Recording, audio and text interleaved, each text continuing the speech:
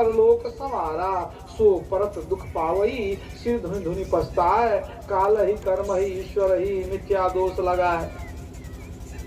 ये शरीर साधनों का धाम है, मोक्ष का द्वार है इसके अंदर।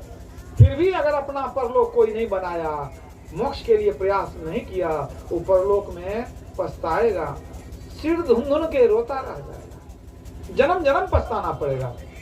तो भगवान राम भी चाहते थे कि सभी प्रजा, सभी मनुष्य मोक्ष में जाए, मोक्ष प्राप्ति के लिए प्रयत्न करे, क्योंकि एक बार वहां चले जाने के बाद दोबारा शरीर में आना नहीं पड़ता है। शरीर में नहीं आएंगे सारे दुख समाप्त, और यदि शरीर में आएंगे तो याद रखिए आपके दुख समाप्त नहीं हो सकते।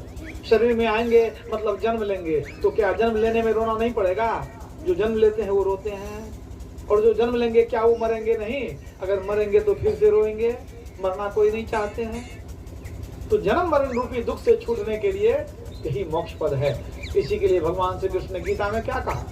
न तद भाष्यते सूर्यो न शशांको न पावकः, यद गत्वा न निवर्तन्ते तद्धाम परमं मम। भगवान बतलाते हैं कि मेरा धाम कौन सा है, भगवान कृष्ण कहते हैं।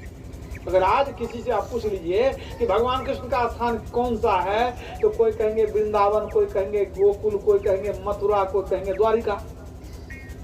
लेकिन भगवान कृष्ण कहते हैं नहीं, मैं कहाँ रहता हूँ? भगवान आज भी रहते हैं। कहाँ रहते हैं? कहते हैं जहाँ सूर्य प्रकाशित नहीं होता, जहाँ चंद्रमा प्रकाशित नहीं होता, जहाँ अग्नि का प्रकाश भी नहीं है, वही मेरा परम धाम है। एक बार जब कोई जीव वहाँ चला जाता है, वो लौट करके संसार में नहीं आता है। तो संसार में नहीं आता है मैंने मोक्ष पद है। मैंने अगर भगवान कृष्ण से हम मिल लेंगे तो मुक्ति मिल जाएगी, आना नहीं पड़ेगा।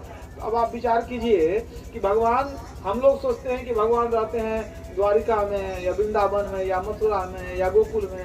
अब भगवान कहते हैं हम तो वहां रहते हैं जहां सूर्य का प्रकाश नहीं, चंद्रमा का प्रकाश नहीं। अब सूर्य चंद्रमा नहीं है तो दिन रात भी नहीं होगा, स्वाभाविक है ना।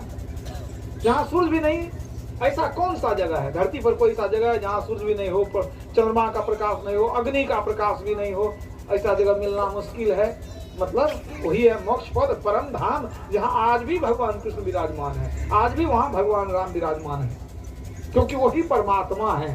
परमात्मा विराजमान है तो राम भी वही है, कृष्ण भी वही है। कभी वो राम बनकर आते हैं, कभी कृष्ण बनकर आते हैं। और आज यदि न राम के रूप में है न कृष्ण के रूप में है, वो अपने सहज स्वरूप में है, अपने वास्तविक स्वरूप में है। जैसे कोई बहुरूपिया विभिन्न रूप बनाता है।